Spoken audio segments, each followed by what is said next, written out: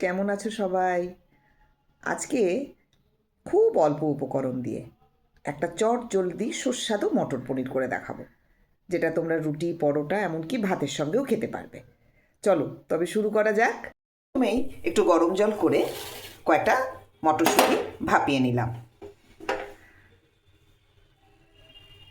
কড়াইতে একটু তেল দিয়ে কয়েক টুকরো আদা, দুটো কাঁচা লঙ্কা, একটা টমেটো, দু একটা কাজু বাদাম আর দু একটা কিশমিশ দিয়ে একটু ভেজে নিতে হবে যতক্ষণ না টমেটোটা নরম না হয়।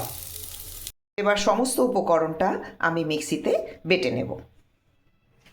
কড়াইতে তেল দিয়ে আমি পনিরটাকে ভেজে নিচ্ছি। আমি এখানে 200 গ্রাম পনির নিয়েছি। একদম হালকা করে পনিরটা ভেজে নিলাম। এরপর কড়াইতে সামান্য একটু তেল দিয়ে গরম মশলা আর দুটো কাঁচা লঙ্কা দিয়ে দিলাম।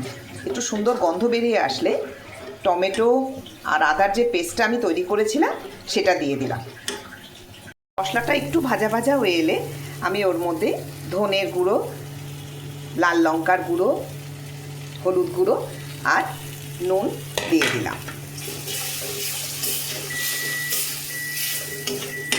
যখন তেল ছাড়তে লাগবে তখন এর মধ্যে আমি সেদ্ধ করা মটরটা দিয়ে দেব।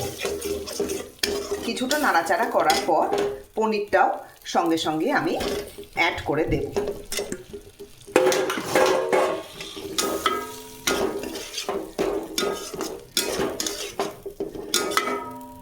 সব উপকরণের সঙ্গে যখন পনিরটা খুব ভালো মতন ভাজা হয়ে যাবে তখন আমি এর মধ্যে একটুখানি গরম জল অ্যাড করব। এরপর ঢাকা দিয়ে কিছুক্ষণ রান্না হতে দেব। আমার রান্নাটা প্রায় হয়ে এসছে। এবার এর মধ্যে সামান্য একটু ঘি আমি অ্যাড করে দিলাম। আমার মটর পনির একদম রেডি। কেমন হয়েছে তোমরা কমেন্ট করে জানিও।